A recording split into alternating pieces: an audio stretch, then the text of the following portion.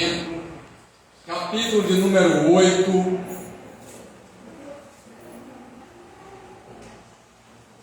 Você vai se deslocar para o versículo de número 23. Nós vamos ler desse versículo 23 até o versículo 34. Existem textos paralelos no Evangelho segundo São Marcos, capítulo número 4, versículo 35 e diante, e Lucas no capítulo número 8, versículo de 22 em diante. Estamos em Mateus capítulo 8, versículo 23, assim diz a palavra do Senhor para nós nesse momento. Entrando ele no barco, seus discípulos o seguiram. De repente, uma violenta tempestade abateu-se sobre o mar, de forma que as ondas inundavam o barco. Jesus, porém, dormia. Os discípulos foram acordá-lo, clamando: Senhor, salva-nos, vamos morrer. Ele perguntou: por que vocês estão com tanto medo, homens de pequena fé? Então ele se levantou e repreendeu os ventos e o mar, e fez completa bonança. Os homens ficaram perplexos e perguntaram: quem é este que até os ventos e o mar lhe obedecem? Versículo número 28. Quando ele chegou ao outro lado, a região dos Gerazenos, foram ao seu encontro dois endemoniados que vinham dos sepulcros. Eles eram tão violentos que ninguém podia passar por aquele caminho. Então eles gritaram: que és conosco, Filho de Deus? Vieste aqui para nos atormentar antes do devido tempo? A certa distância deles estava pastando uma grande manada de porcos. Os demônios imploraram a Jesus: se nos expulsas, mande-nos entrar naquela manada de porcos. Ele lhes disse: vão. Eles saíram e entraram nos porcos, e toda a manada atirou-se precipício abaixo, em direção ao mar, e morreu afogada. Os que cuidavam dos porcos fugiram, foram à cidade e contaram tudo, inclusive o que acontecera aos endemoniados. Toda a cidade saiu ao encontro de Jesus, e quando viram, suplicaram que saíssem do território deles. Até aqui. Passagem que você já deve ter lido sobre os endemoniados de Gadara, quando se fala daquela região ali de Gerazeno, Gadara, eles têm Damasco, Filipos, Hipos. Então eram 10 cidades compondo aquela Decápole, ou Decápolis, que eram a reunião de cidades. Juntando aqui na nossa realidade, seria a Feira São Gonçalo, Alagoinhas, Amélia Rodrigues. Então nessa região existiam espíritos malignos que governavam aquela geografia e que possuíam aqueles dois homens de uma legião de demônios. Quando a gente pega o texto paralelo, a gente vai perceber isso. E essa legião de demônios que está falando nesse texto seria da maior tropa de soldados romanos, a mais ou menos 6.000 espíritos malignos. Estava dominando aquela cidade. Mas a gente começa o texto observando no versículo de número 23 que Jesus, ele chama seus discípulos para atravessarem para o outro lado do mar, para o outro lado daquele lago que na realidade era o mar da Galileia, mas as pessoas olhavam e davam a impressão que era uma grande lagoa, por causa da própria distribuição das águas naquele ambiente. E Jesus disse: vamos partir para o outro lado da margem, porque nós vamos atravessar até o outro lado. E nesse meio termo, na madrugada, inicia uma grande tempestade aquele local, colidia os ventos, e de vez em quando aconteciam realmente tempestades terríveis, com ventos fortes, ondas gigantescas, mar agitadérrimo. Mas Jesus estava ali, dentro de alguns barcos, descansando, e o texto que a gente leu diz que ele chegou a dormir, descansado, despreocupado e completamente voltado para as coisas de Deus. Mas os discípulos que participavam do processo, diga-se de passagem que esses que estavam no barco eram exímios pescadores, já tinham enfrentado diversas tempestades certamente naquela ocasião, em outros tempos, mas nunca viram ou nunca presenciaram, nunca estiveram num grau de tempestade igual àquela, a ponto de alguns teólogos afirmarem que o próprio Satanás levantou essa tempestade, porque Jesus, quando ele se levanta, ele acorda, e ele repreende os ventos, e ele acalma o mar e vem a bonança. Ele libera uma palavra, que é a mesma palavra que ele usa para expulsar demônios. Então alguns teólogos entendem que a tempestade poderia acontecer, mas aquela estava sendo levantada por Satanás. Independente de quem ou não levantou, Deus permitiu que a tempestade acontecesse para poder dar ensinamentos que daria continuidade para os nossos dias de hoje, e a gente vai ver esses ensinamentos daqui a pouco. Só que aqueles discípulos, eles ficaram com medo, a ponto de pensar que iam naufragar e desfalecer, morrer. E Jesus confronta eles, perguntando: aonde é que está a fé de vocês, já que eu estou com vocês, e fui eu que comissionei, que chamei, e que disse que nós iríamos chegar a outra margem do lago ou do mar. E naquele mesmo momento, Jesus, ele libera uma palavra e dá ordem para os agentes da natureza. O mar se aquieta, o vento acalma e vem a maior calmaria logo em seguida, a ponto de todas as pessoas que estavam no barco, os discípulos no caso, se perguntarem e olharem perplexos, atônitos, espantados. E diz assim: a gente já viu tantas coisas, mas a natureza, ela se acalma, a natureza, ela obedece a palavra liberada de Jesus, porque Ele é todo poderoso, Ele é soberano e Ele é Deus. Interessante que quando eles chegam do outro lado da região, alguns textos vai dizer região de Gadara, porque Gadara era a principal cidade e há muito tempo ficou governando Genezaré, melhor dizendo.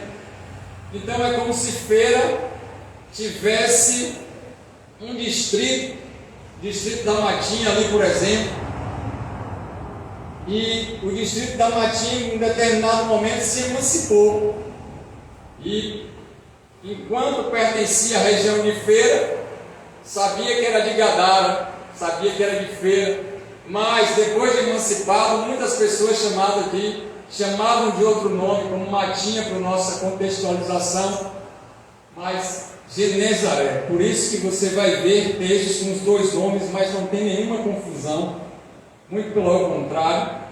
E ali a Bíblia vai afirmar que existia um endemoniado, mas no texto de Mateus diz que eram dois, porque existia um que era o cabeça da governança daquela localização, mas o outro estava subordinado. Então, como ele era coadjuvante no papel, como ele não estava como um ator, entre aspas, principal, os outros dois textos, em Marcos e Lucas, diz que existia um endemoniado. Mas também a gente não tem dúvida, porque o texto não quer explicar esses detalhes, quer mostrar o poder de Jesus sobre a natureza e sobre as doenças e enfermidades, principalmente endemoniamentos. Então, os autores eles não se preocupam em explicar esses pormenores, mas, pelo contrário, ele quer focar na grandeza, na glória manifesta de Cristo Jesus, o nosso Senhor. E quando ele se aproxima, Cristo Jesus, daquela região, ele pisa o pé em terra. Diz a Bíblia que os endemoniados vêm até ele. Eles correm em direção a Cristo, reconhecem Jesus como Deus e afirma que Ele é o Filho legítimo de Deus, e que naquele momento, pelo não conhecimento do cumprimento das Escrituras Sagradas, os demônios pensavam que ali era o fim de todos os tempos, com a volta de Cristo, para poder estabelecer completamente o governo. E eles dizem: não é chegada a nossa hora, o que é que temos nós contigo, Filho do Altíssimo? E o porquê tu vieste para poder nos lançar no inferno e acabar com tudo? É chegado realmente nosso tempo? Esse é o tempo de acontecer todas as coisas? Jesus já tinha liberado uma palavra para aqueles homens, para que esses demônios pudessem sair, expelir, expulsar esses demônios dele, porque Jesus agora estava tomando posse daquele território, daquele povo, daquela nação, estava manifestando a glória de Deus naquela região, e os demônios começam a implorar a Jesus para que não expulsasse daquela região. E se expulsasse, que deixassem entrar nos corpos. Jesus certamente dá uma ordem para eles, dizendo: vão, podem ir, façam o que vocês querem, o que vocês estão pensando. E eles realmente adentram nos corpos, como está no versículo número 32 de Mateus, capítulo número 8. E diz nos textos paralelos de Marcos e Lucas, lendo, posteriormente você pode ler, que 2.000 porcos se precipitaram num penhasco e morreram.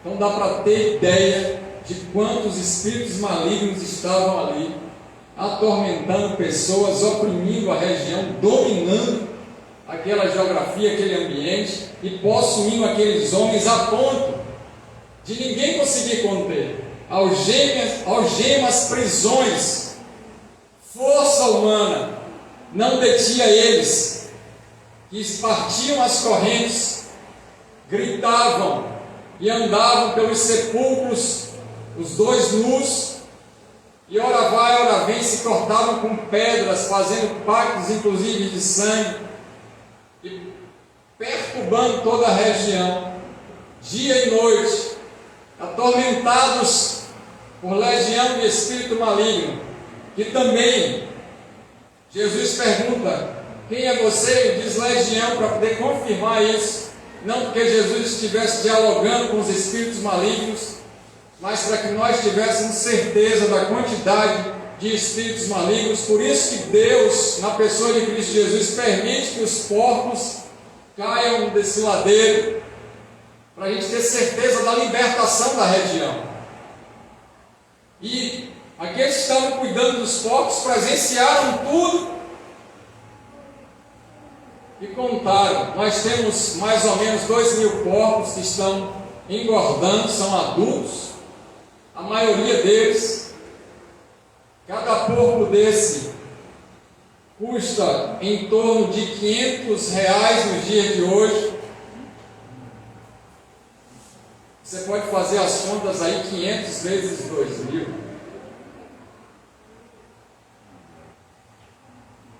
E eles saem correndo para os donos dos porcos, eles contam isso na cidade, porque agora a economia que estava voltada para a criação de porcos estava falida, mas a cidade estava liberta e aqueles homens estavam completamente curados e salvos para a glória de Deus.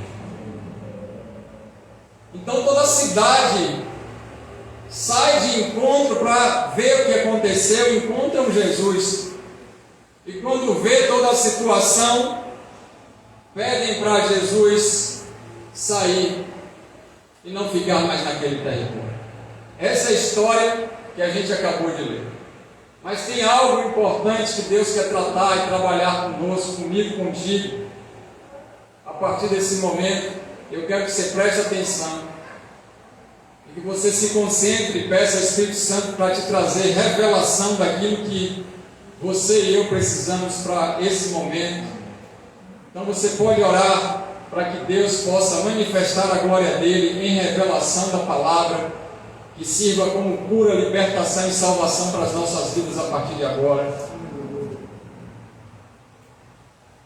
Na realidade, Jesus, ele quer ensinar algumas coisas importantes para os seus discípulos, e nada melhor do que afastá-los para uma região onde precisaria exercer a fé e mostrar que em meio aos intempéries da vida, em meio às tempestades, às dificuldades, aos maiores problemas que a gente pensa que enfrenta ou que tem, Deus é conosco, está conosco, ainda que pensamos que Ele não esteja respondendo, que Ele esteja calado ou dormindo. E esse foi o entendimento dos discípulos.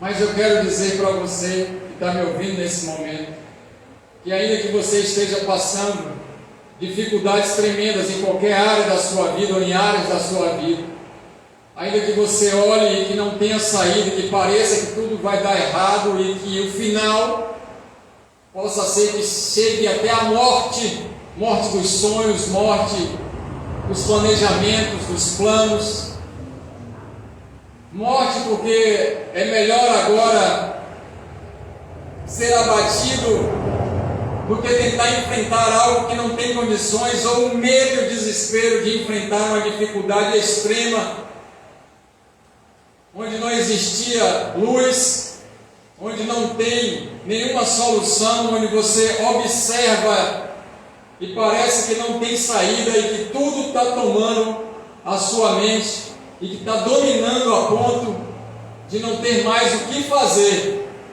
Eu quero te dizer que, apesar de todo esse pensamento que pode ter vindo na sua mente, Jesus está conosco para acalmar qualquer situação e qualquer tempestade.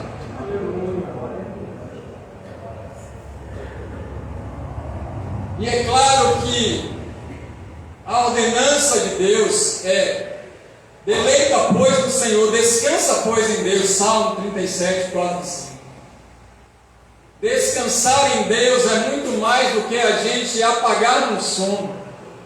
É a gente ter a certeza, a convicção de que a gente serve um Deus Todo-Poderoso e que a gente pode ficar despreocupado nele, porque Ele é capaz de resolver e desfazer qualquer situação dramática que a gente enfrenta. Daí, esse Deus no qual a gente serve na pessoa de Cristo Jesus, Ele confronta os discípulos e Ele fala comigo e contigo. Por que a gente para então para questionar coisas que nos faz ficar apavorado com as situações que nós estamos passando, ao ponto da gente perder a nossa capacidade verdadeira de fé, quando o próprio Deus já liberou uma palavra para a gente e diz que em Cristo nós saltamos muralhas em nosso Deus e somos mais do que vencedores, porque em Filipenses capítulo 4, versículo 13, afirma isso, mostrando todas as dificuldades, problemas e situações angustiantes na qual Paulo viveu, mas o final foi tudo para a glória do nosso Senhor. E certamente ele alcançou aquilo no qual Deus tinha comissionado, e o plano de Deus foi cumprido na vida de Paulo, e não é diferente na minha e na sua vida. E se o nosso Deus é poderoso para controlar a natureza, Ele pode todas as coisas, então, porque Ele é criador de tudo.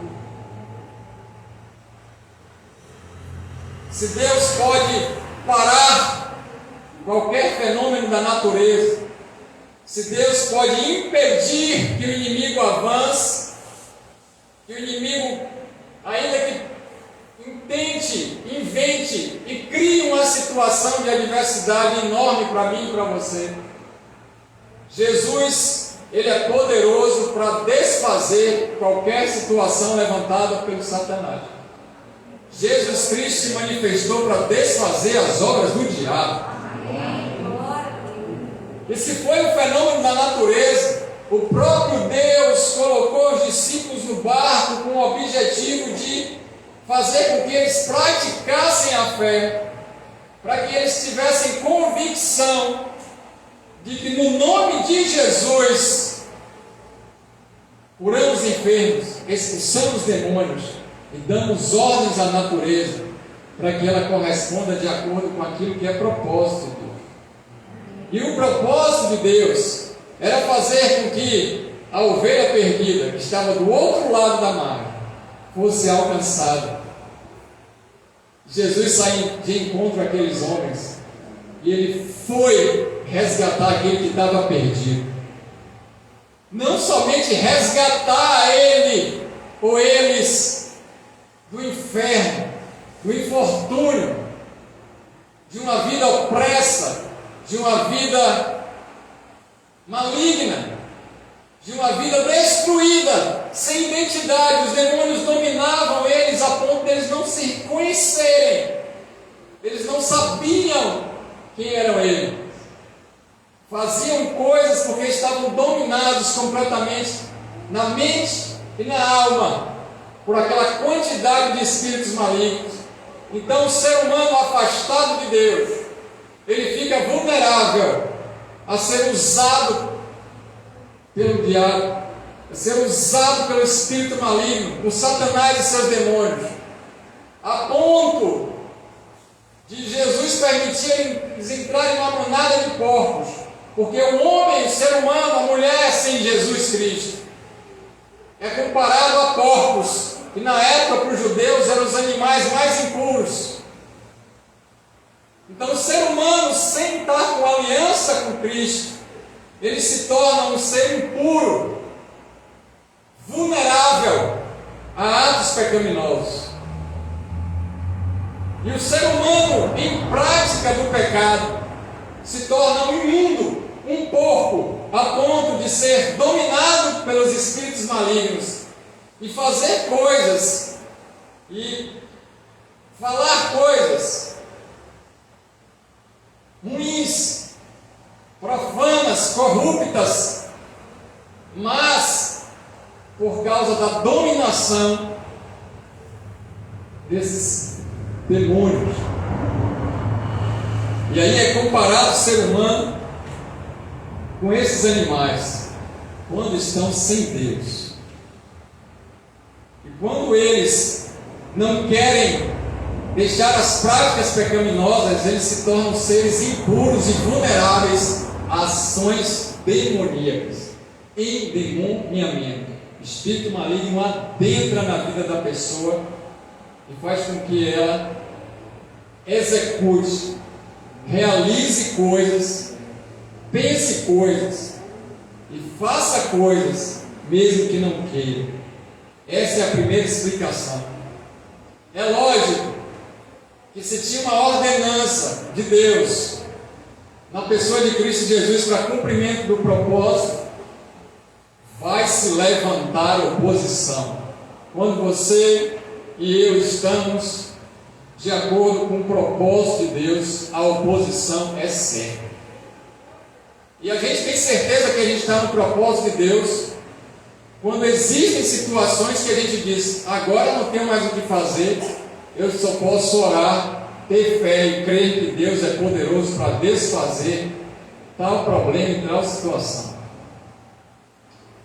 E aí a gente aprende também que a gente precisa exercer a nossa fé, colocar em prática aquilo que a gente crê, expressar o Deus que a gente serve, através da certeza que Cristo Jesus é poderoso para transformar qualquer situação, para modificar ambientes, para neutralizar ações malignas na geografia, para fazer com que aconteça paz, bonança, em meio a intempéries diversos da nossa vida.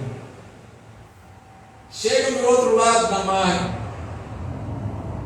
e é lógico que a gente percebe que os endemoniados vêm e reconhecem a pessoa de Cristo Jesus como Filho de Deus. Eles creem, estremecem e confessam Jesus como Deus. Os demônios são crentes desobedientes que temem e tremem diante da presença, da soberania e do senhorio de Jesus Cristo. O que eu fico admirado é que existem pessoas que nem vão aos pés de Jesus se humilhar, se render, se prostrar, orar e confessá-lo como Senhor.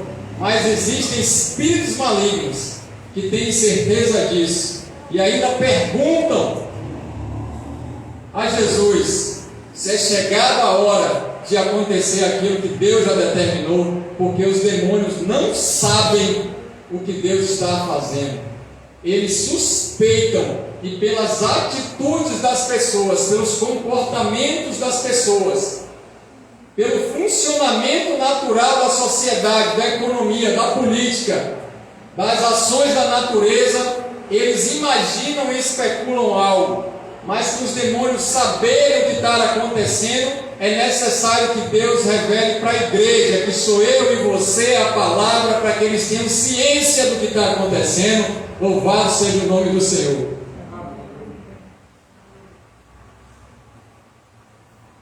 Então imagine que a natureza fica numa expectativa da manifestação da glória de Deus através dos filhos dele.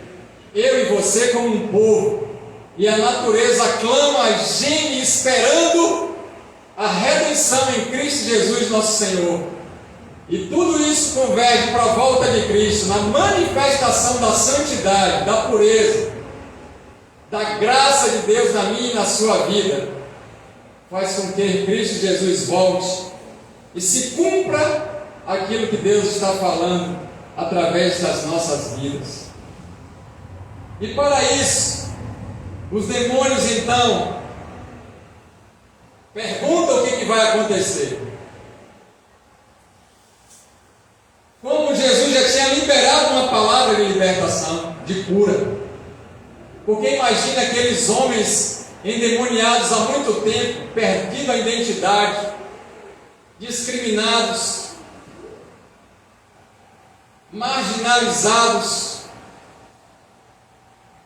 passando dificuldades diversas, mendigando, violentos, atribulados, opressos, usados pelo inimigo como capataz, escravos do pecado, que se mutilavam, que eram atormentados a ponto das Escrituras Sagradas dizerem que eles gritavam dia e noite,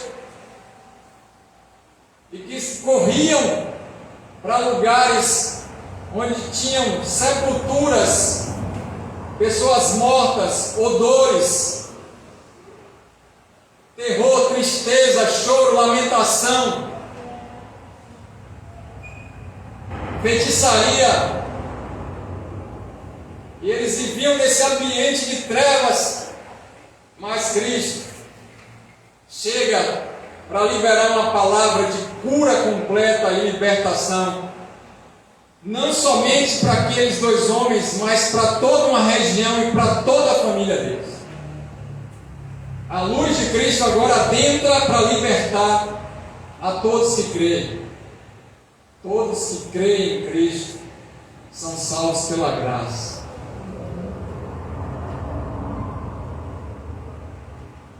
E aí eles olham e certamente percebem muitos corpos. Não tinham mais como endemoniar ninguém, porque a palavra liberada não era para o demônio sair de um homem e entrar na mulher, sair de um homem e entrar em outras pessoas. A palavra liberada era para o território. A palavra liberada era para a família. A palavra liberada era para a nação. A palavra liberada era para um conjunto de pessoas que Deus já tinha escolhido para a glória dele.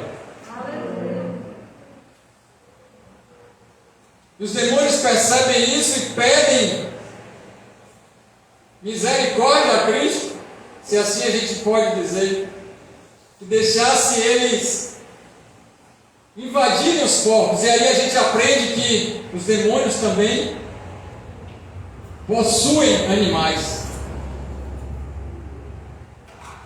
Eles podem possuir animais. Então os demônios possuem a alma do ser humano e dos animais.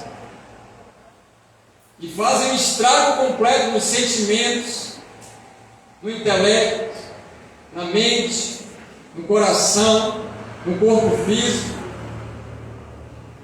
Os demônios, de tanto oprimir, de tanto viver dentro de uma pessoa, pode causar lesões para a vida toda.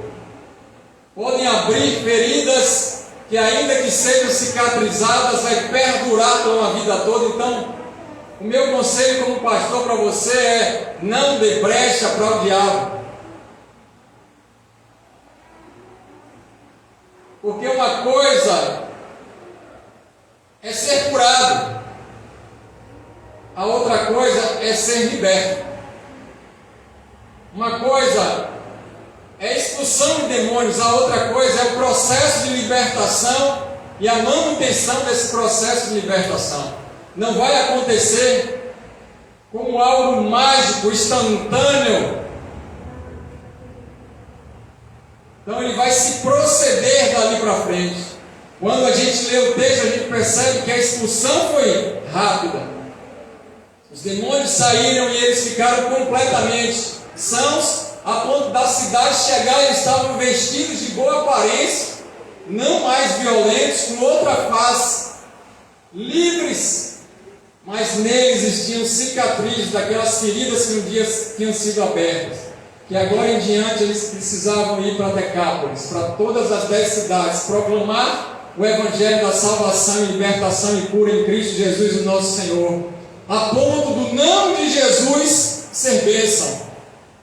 Porque aqueles homens dizem: deixa a gente seguir, te acompanhar e partir com vocês. Jesus disse: não, vocês não vêm, vocês vão e contem tudo para a sua família do que aconteceu na sua vida, e a partir de agora vocês proclamem as boas novas e falem isso para todos que estão no seu alcance. E Jesus institui evangelistas naquela região e pessoas que pudessem testificar e testemunhar com a vida a presença gloriosa de Deus na família, na região e nas regiões circunvizinhas. Assim sou eu e você, quando fazemos aliança com Cristo, e Deus nos comissiona para ir por todo o mundo, pregar o Evangelho, batizar em nome do Pai, do Filho e do Espírito Santo.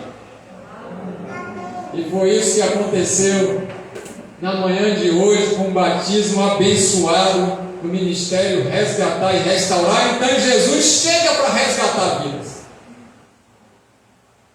Aqueles que estavam em profundas e densas trevas, no abismo sem fim, aqueles que estavam no fundo do poço, no lamaçal do inferno, num charco imundo de podridão, Jesus chega para restaurar a sorte, restaurar a identidade, restaurar a vida, restaurar a paz, a alegria, o amor, a felicidade.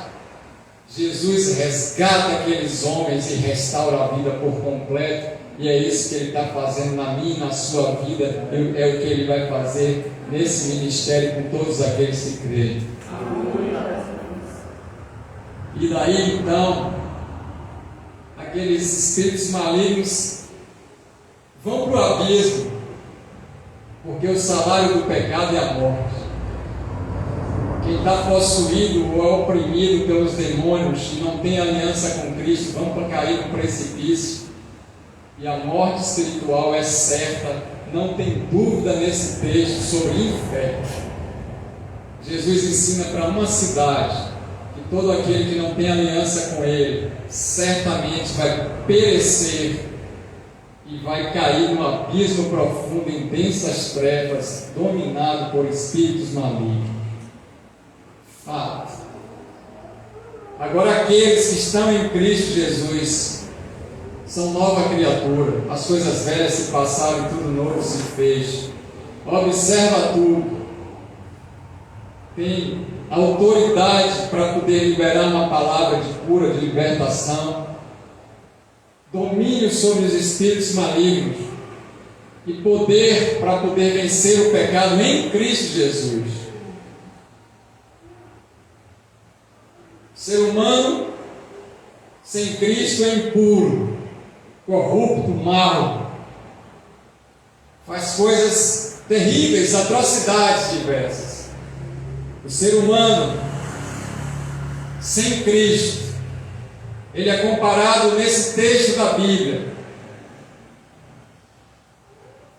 como alguém que pode ser usado por Satanás e seus demônios para destruir completamente a vida, e é comparado como um ser desprezado, socialmente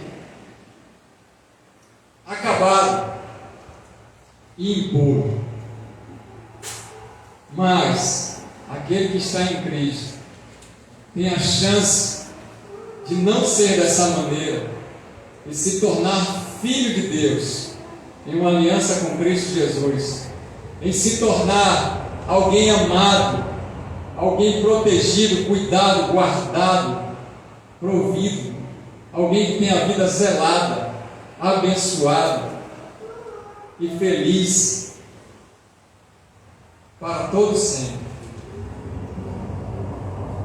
O ser humano afastado dos propósitos de Deus, eles parecem que estão no caminho certo, mas o final dele é a morte.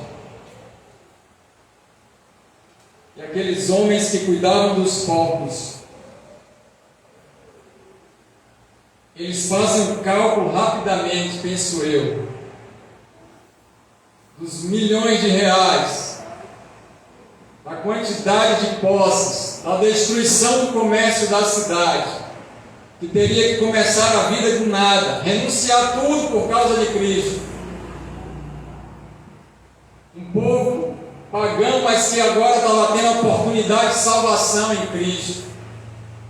Mas que as riquezas, as posses, os domínios, a avareza, a cobiça, o egoísmo grande, o orgulho e a vaidade da vida impediu de uma cidade ser completamente liberta e sarada pelo poder do nome de Jesus Cristo, porque existia um outro Deus, quem sabe um Deus Mamon que dominava eles, quem sabe o Deus orgulhoso de achar que era uma cidade próspera, produzia muito, vendia muito, tinha muitos bens, e que eles tinham muitas posses e riquezas com o comércio de porcos, e que agora tudo que eles conquistaram, que eles pensavam que era bom, estava completamente arrasado, aniquilado, porque a vontade de Deus era que eles encontrassem a felicidade em Cristo Jesus, nosso Senhor, e que o único e verdadeiro Deus fosse Cristo Jesus, não outro que substituísse. e que a riqueza não poderia dominar a vida deles, mas eles tinham que dominar todas as riquezas. Mas a nossa Bíblia diz no versículo de número 34, eles pediram com súplica, clamando, ao invés de ser uma oração, clamando misericórdia de Deus, restauração da vida deles e resgate de um povo perdido, mas pediu que Jesus não fizesse mais parte da vida deles daquele dia em diante. Nós não queremos Jesus. Esse Jesus que você está me apresentando, eu não quero. Eu quero um Jesus que vai me levar para o céu, mas que eu possa fazer todas as coisas que eu quiser. Eu quero um Jesus que Ele é o Salvador, mas que eu posso viver no pecado. Eu quero um Jesus que me dê paz e prospere a minha vida, mas que eu não precise de santidade. Eu quero um Jesus que me dê alegria, gozo, satisfação, mas que eu não precise renunciar a nada. Eu quero um Jesus que me dê prazer e satisfação e que eu fique regozijado de alegria, mas que eu não precise fazer mais nada, somente cumprir as minhas tarefas no dia a dia. Esse Jesus liberal da teologia coaching que estão pregando.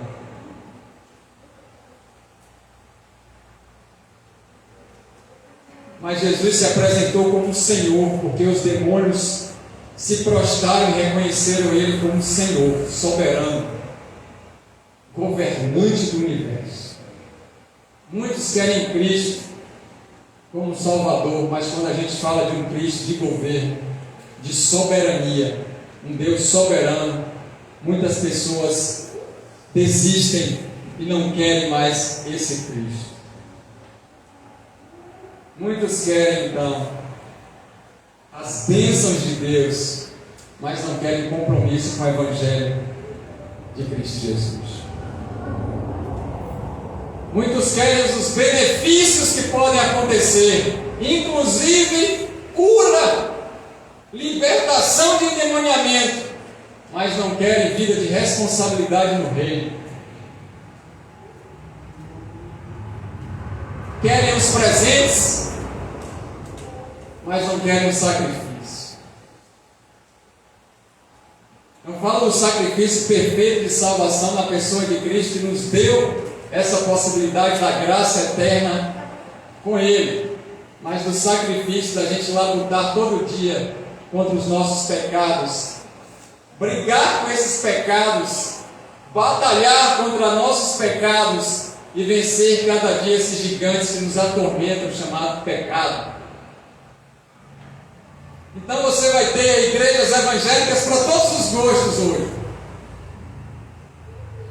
que não vão falar sobre o inferno, que vão pregar o céu e a terra com riquezas, que não vai falar mais sobre demônios. Isso está ultrapassado. A gente vai falar daquilo que Deus pode nos possibilitar, de um Deus que nos ama como nós somos, e de um Deus que nos possibilita prosperar, e que não vai ficar triste, zangado, e não vai nos lançar no inferno porque a gente está em prática pecaminosa. Esse Deus não é o Deus de Israel, não é o Deus da Bíblia. Esse Deus pode ser um outro Deus, mas não Jesus Cristo, nosso Senhor. Eu estou te apresentando, te relembrando, te lembrando, te alinhando com um Deus que acalma nossas tempestades da vida, que nos faz ser curados das opressões do inimigo, que nos dá vitória em meio às adversidades da vida, que expulsa os demônios que querem nos atormentar, que nos protege dessas forças malignas, que nos livra de todos os espíritos malignos, que nos protege, que nos abençoa, que é um Pai verdadeiro e que está conosco todos os dias até a consumação dos séculos. Aleluia! Então o Jesus que eu estou trazendo e o Jesus que eu estou te apresentando não é nenhum outro diferente daquele que você já confessou, daquele que você crê, daquele que você já se aliançou, daquele que você conheceu. Mas eu estou trazendo a lembrança aquilo que nos traz esperança. A esperança de uma vida eterna para sempre. A esperança de um Deus que pode tudo e nem os teus planos podem ser impedidos. A esperança de um Deus que nos comissiona para fazermos algo, para trabalharmos para Ele. Coloquei nesses dias no grupo da igreja que Jesus nos comissionou para o trabalho, porque nossa mentalidade no decorrer desses 25 anos de Evangelho para os dias de hoje foi que nós somos voluntários. A igreja não é associação, não é ONG. A igreja é uma comissão eleita por Cristo Jesus para trabalhar para Ele como um servo no reino. Quem trabalha de voluntário é quem está na associação, numa ONG. Mas quem trabalha para Cristo, sua batalha, se esforça, renuncia, tem coragem, avança.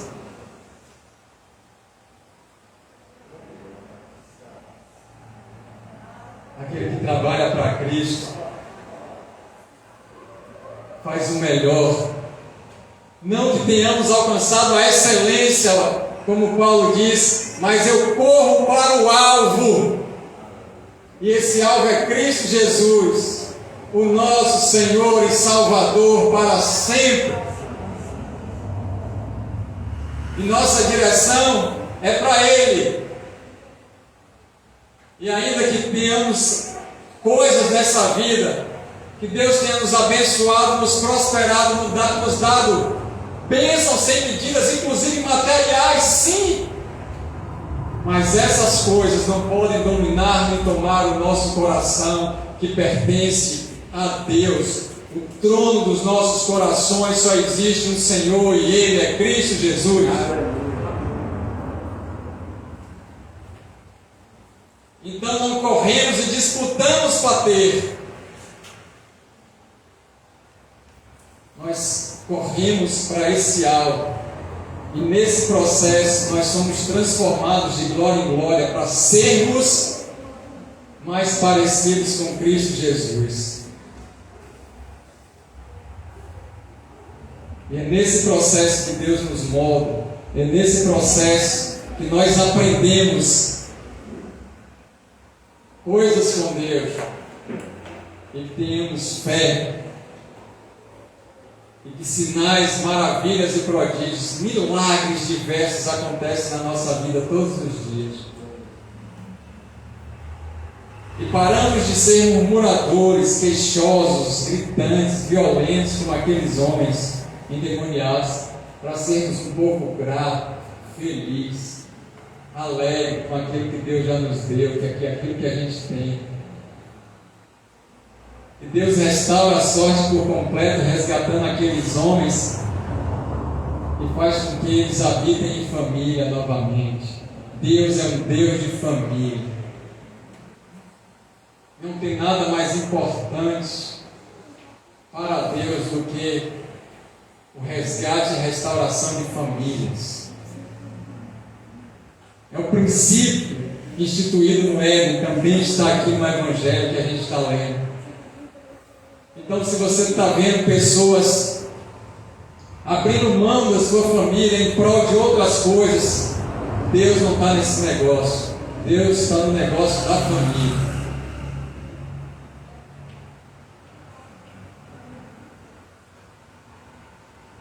Primeiro Deus. Primeiro buscar o reino e a sua justiça, e as demais coisas serão acrescentadas. Deus, amamos a Ele mais do que tudo e todos. Adoramos a Ele restauração. Família, ministério, trabalho, amigos, parentes, conhecidos. Qual é a diferença, pastor, de família e parente? Trazer um exemplo. Eu, dentro de uma família biológica, se assim a gente pode dizer, pastora Eva e Kelly, família biológica, tem outros filhos e filhas em Cristo Jesus, filhos da fé, que compõem essa família, pessoas nas quais a gente ama. Não vou citar nome para não esquecer nenhum filho na fé. Parentes são aqueles que têm laços muitas vezes consanguíneos, tios, sobrinhos, primos, primas, mas não estão na mesma visão, não têm aliança com Cristo. E conhecidos, aqueles que trabalham conosco, aqueles que a gente vê na rua, os demais. Então a gente precisa se alinhar com esse propósito de Deus, porque Ele diz para os homens: voltem lá para a tua casa e mostre o que Deus tem feito. Aquele que não sabe cuidar da tua própria casa não é digno de cuidar das coisas de Deus, diz Timóteo. Paulo escrevendo a Timóteo.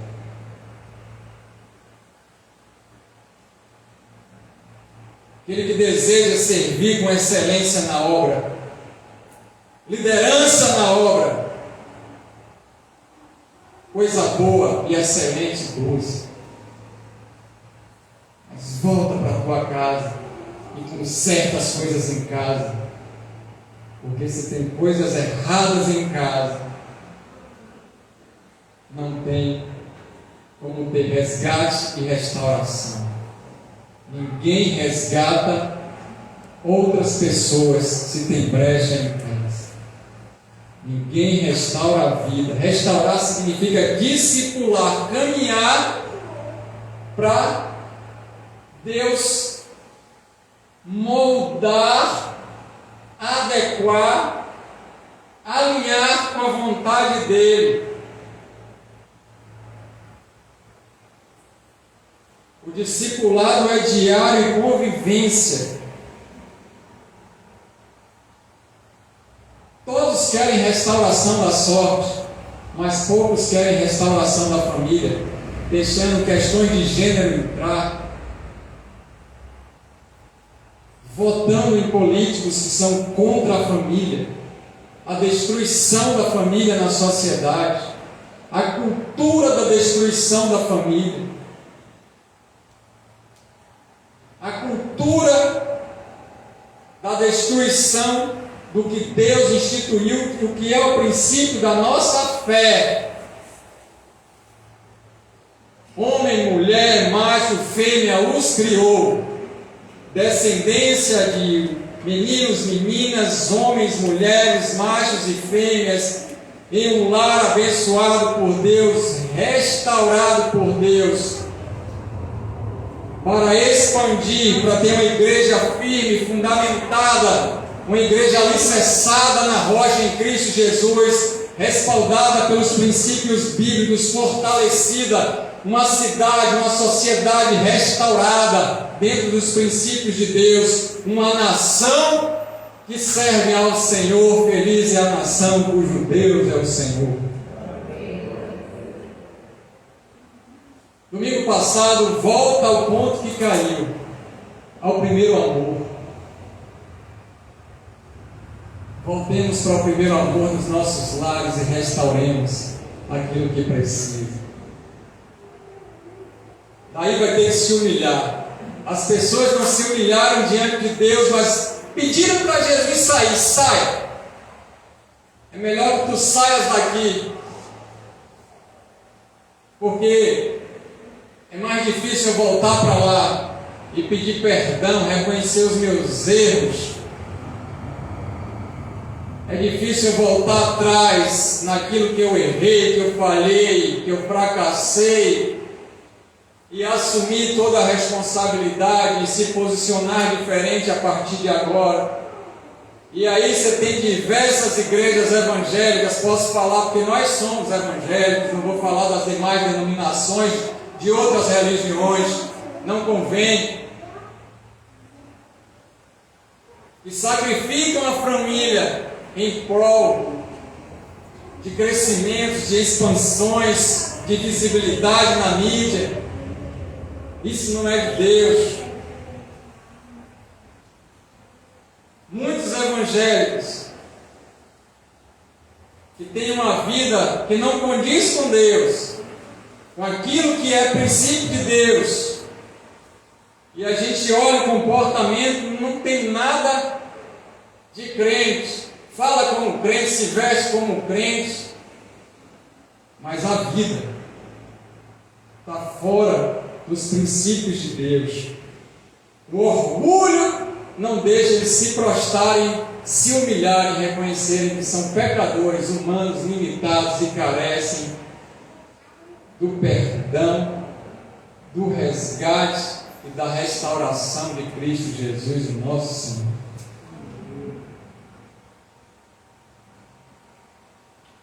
Eu finalizo dizendo: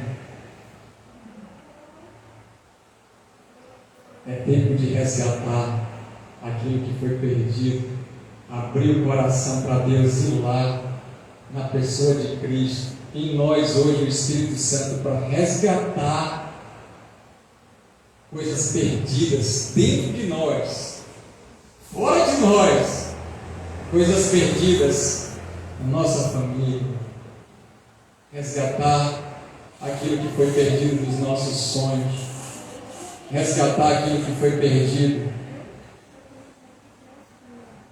e que ficou para trás, restaurar a nossa sorte, restaurar a nossa prosperidade, restaurar a nossa saúde, inclusive emocional, psicológica, restaurar os nossos sonhos, restaurar a vontade de Deus para comigo e para contigo. Se você crê nisso, fica de pé.